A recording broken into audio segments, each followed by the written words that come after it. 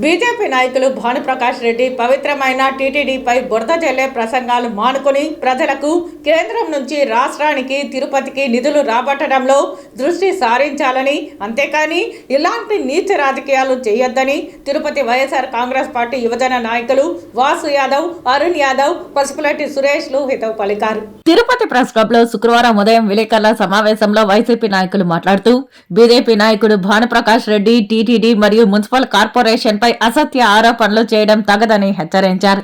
కేవలం చెన్నై, బెంగళూరు, ముంబైకి సంబంధించిన భక్తులకు సిఫార్సులు ఇచ్చావు కానీ తిరుపతి ప్రజలకు ఏనాడైనా సేవలు అందించావా అని ప్రశ్నించారు. కరోనా కష్టకాలంలో టీటీడీ నగరవాసులకు రోజుకి 75,000 మందికి అన్నదానం చేసిందని గుర్తు చేశారు. తాను మాత్రం ఇంట్లో నుంచి బయటకు వెళ్లి అనాథలకు, అభాగ్యులకు కాస్త అన్నం పెట్టలేదని ఎద్దేవా చేశారు. ఇకనైనా బ్లాక్ మెయిల్ రాజకీయాలు మానుకొని ప్రజా సంక్షేమం దృష్టిలో పెట్టుకుని రాజకీయాలు చేయాలని తెలిపారు. ఈ విలేకరుల సమావేశంలో వైఎస్ఆర్సీపీ యువజన నాయకులు అనిల్ రెడ్డి, కిరణ్ తదితరులు పాల్గొన్నారు. టీటీడీ మీద విమర్శలు చేస్తున్న నీకు ఈ గత 5 సంవత్సరాల్లో టీటీడీ దేశవ్యాప్తంగా 3,500 ఆలయాలు నిర్మించింది అన్న విషయం నీకు గుర్తులేదా?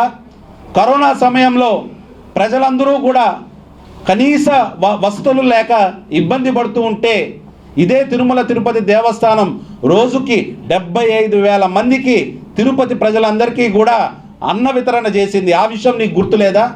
ఇవన్నీ నీకు గుర్తులేవు కానీ నీకు ఏం మాట్లాడినా కూడా టీటీడీ మీద పడిపోవడము, అక్కడ నీ సిఫార్సు లేఖల్ని ఎవరైనా యాక్సెప్ట్ చేయకపోతే ఆ ఉద్యోగస్తుల్ని నువ్వు బ్లాక్మెయిల్ చేయడము, నీ మొదటి కాడి నుంచి నువ్వు చేస్తున్న రాజకీయం ఇదే కదా. మరోవైపు మొన్న జరిగినటువంటి ఆ కూటమి ఆత్మీయ సమావేశంలో ఆయన మాట్లాడుతూ నాన్ లోకల్గా చిత్తూరు నుంచి వచ్చినటువంటి జంగాలపల్లి శ్రీనివాసులు గారిని నేరుగా మోడీతోనే పోల్చేసినాడు. ఆయన ఉత్తముడు, సత్య హరిశ్చంద్రుడు, ఇంకా ఈయన వదిలితే పైనుంచి దిగి ఊడి పన్నాడు.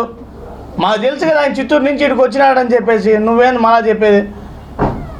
ఏం లోకల్ అయితే ఏమి, నాన్ లోకల్ అయితే అనమాట. మీరే ఆయన నాన్ లోకల్ అని చెప్పేసి విభేదించింది మీరే. మళ్ళీ మీకు ఏ రూపంలో ముడుపులు అందినాయో మాకు తెలీదు. ఆయన్ని మళ్ళా ఉత్తమ సత్య హరిశ్చంద్రుడితో పోల్చేసినారు, మోడీతో పోల్చేసినారు. అంటే ఏమాత్రం భానుప్రకాష్ రెడ్డికి ముడుపులు అందాయో ఆయనకే తెలియాలా. స్పష్టంగా 1కి 100 సార్లు ఆయనకి చెప్పాం, మనిషికి ఒక మాట, గొడ్డుకు ఒక దెబ్బ అన్నారు పెద్దలు.